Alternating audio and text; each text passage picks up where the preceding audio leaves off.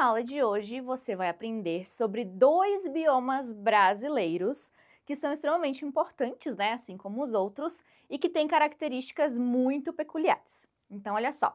O primeiro que a gente vai falar é o bioma Cerrado. O Cerrado, ele é um bioma que ele está bem centralizado no Brasil e ele é o segundo maior bioma brasileiro, sendo o primeiro a Floresta Amazônica e o segundo o Cerrado.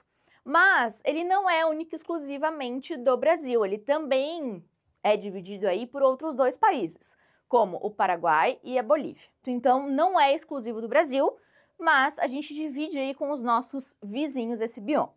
Quais que são as características dele?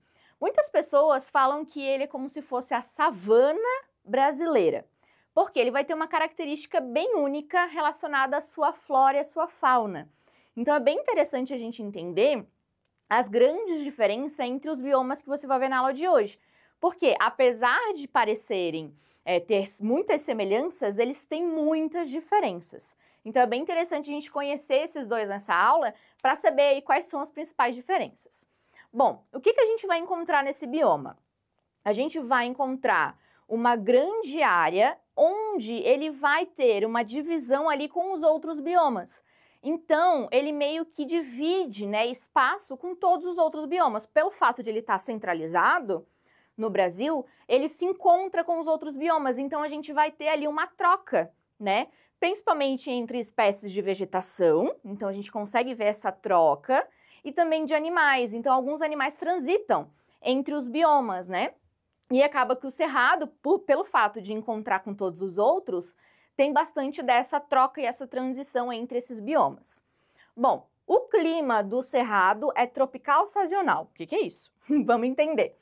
Clima tropical é um clima onde a gente vai ter bastante temperatura, então são temperaturas elevadas, mas ele diz aqui que ele é sazonal. O que isso quer dizer? Em momentos em que a gente está no verão, a gente vai ter temperaturas elevadas e muita umidade. Isso faz com que a gente tenha muitos períodos de chuva. Então, no verão, a gente tem longos períodos de chuva. Já no inverno, essa umidade cai muito. E daí essa temperatura, apesar de não cair tanto, né, ela cai, mas não cai tanto, a gente vai ter longos períodos de seca. Então, a gente vai ter uma marcação bem precisa, por isso sazonal, ela tem essas zonas, né? Então, vai ter um período onde a gente vai ter muita chuva e um período onde a gente vai ter bastante seca. Por conta disso, a vegetação, ela não tem como ser uma vegetação muito abrangente, muito exuberante. Por quê? Se eu tiver lá grandes árvores com muitas folhas, essas folhas vão acabar perdendo muita umidade. E daí a gente acaba, no período de seca, fazendo com que essas plantas, né, acabem morrendo. Então, ele é muito comparado com a savana, que tem aqueles longos caminhos de grama, né? Então, aquele longo gramado, ou mesmo, né, plantas arbóreas mais baixinhas, e árvores que vão ter o seu tronco mais retorcido, um tronco mais diferenciado, não aqueles longos troncos, árvores muito compridas. Exatamente por ter esses dois períodos, né? Em que eu vou ter muita água em um momento e nada de água em outro momento, então as plantas precisam estar ali adaptadas àquela situação. Além disso, apesar de parecer um bioma que não tem muita diversidade, ele abriga uma diversidade gigantesca.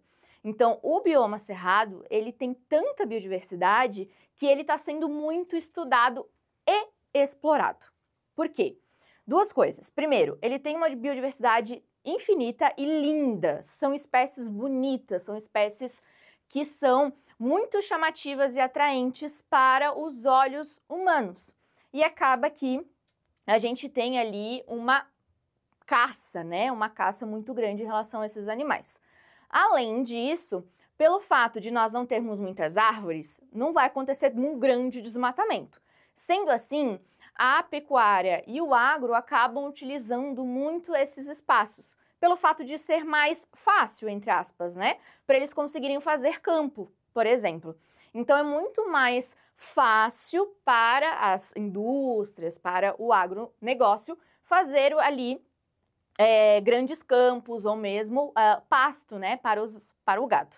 Então, acaba sendo um dos biomas mais explorados por conta dessa situação de ter, né, essa vegetação tão diferenciada. Então aqui no Cerrado a gente vai ter uma biodiversidade tão infinita e bonita que, por exemplo, a onça-pintada ou até mesmo o lobo-guará, né, que aparecem nas nossas notas, são desse bioma. Então é um bioma muito explorado e que tem que ser preservado porque a gente tem muita diversidade ali. Já a Caatinga, ela vai ter uma grande diferença em relação ao Cerrado. Primeiro, a gente tem sim ali uma vegetação um pouco parecida, mas ela é muito mais adaptada aqui na Caatinga. Olha só, a Caatinga, então, ela é um bioma exclusivamente brasileiro. Então, ela é brasileira. Não divide com mais ninguém, só com a gente.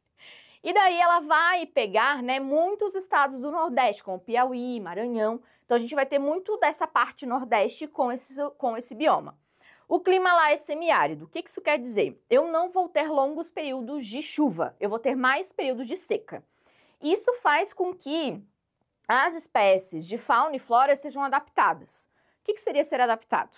Eu conseguir me virar, entre aspas, né, naquele ambiente. Então, por exemplo, se eu sou uma planta, eu preciso de bastante água. Como é que eu vou fazer para não perder essa água? Então, as folhas da flora desse ambiente, elas vão ser diferenciadas, como, por exemplo, em formatos de espinhos ou folhas mais reduzidas, para que não aconteça, né, a evaporação da água das plantas. Então, elas são totalmente adaptadas para esse ambiente. Da mesma forma, os animais. Então, eu não posso ter um animal que dependa de muita água, ou um animal que perca, né, que evapore muito, que sue muito, por exemplo. Então, os animais ali são animais que se escondem mais, animais que vão estar mais adaptados a ambientes mais quentes. Então, eu tenho toda uma adaptação para esse meio. Inclusive, uma grande quantidade de insetos, que pelo fato, né, de ser um bioma um pouco menor do que os anteriores, e ele ser um bioma único e exclusivamente do Brasil, ele não foi tão pesquisado e estudado, o que é um grande problema. Por quê? Pelo fato de a gente não ter tanto conhecimento sobre esse bioma, em relação mesmo à biodiversidade. Pelo fato de a gente não ter muito conhecimento, acaba que ele é explorado, né, sem muitas pessoas estarem envolvidas, digamos assim, sem ter muita fiscalização, por conta, né, desse, digamos, eu posso até dizer que é um preconceito, digamos assim, né? Por conta de ter essa vegetação que não é exuberante, essa quantidade de animais bonitos e tudo mais. São animais que se escondem mais, animais como mais répteis, né, que vão ter mais essa adaptação ao meio mais quente, ao ambiente mais quente. Bom, lá no bioma Caatinga, a gente vai ter muitas espécies endêmicas, muitas. Inclusive, um grande problema, por quê? Porque se eu tiver a perca dessas espécies, eu não encontro ela em mais um local nenhum do planeta. Então, espécies endêmicas únicas e exclusivas da Caatinga. E uma característica bem interessante sobre a Caatinga, falando tanto de espécies endêmicas quanto da biodiversidade, é que apesar de a gente imaginar, é um ambiente seco, um ambiente que não tem muita água, então o solo deve ser horrível. Muito pelo contrário. O solo do bioma Caatinga é extremamente fértil. Por quê? A gente vai ter muito mineral nesse solo. Então, para as plantas crescerem ali, é muito bom, porque ele tem muita mineralização. Assim, também gera o quê? Muita exploração. Porque se eu tenho ali um solo bom, é só eu regar muito bem as plantas, digamos assim, que eu vou ter uma quantidade muito boa de plantações. Então, a parte, né, da agropecuária acaba invadindo esses espaços por conta do solo fértil, certo? E daí acaba tendo uma exploração enorme nesse bioma. Apesar, né, de ele ser extremamente importante, a gente ter muitas espécies que vivem apenas lá, a gente tem uma exploração gigantesca nesse local. Então, esses dois biomas são biomas brasileiros que pertencem ao Brasil e que devem ser cuidados assim como os outros. Apesar de terem um tamanho menor relacionado à floresta amazônica, por exemplo, eles são biomas importantes sim, e eles devem sim ser cuidados assim como os outros. Para saber mais sobre os outros biomas do Brasil, além, né, da floresta amazônica também, dá uma olhadinha nos outros vídeos, vai lá no nosso blog, que tem muita informação, e faz os simulados para ver como é que está o seu conhecimento sobre o assunto. Um grande beijo, a gente se encontra na próxima aula. Tchau!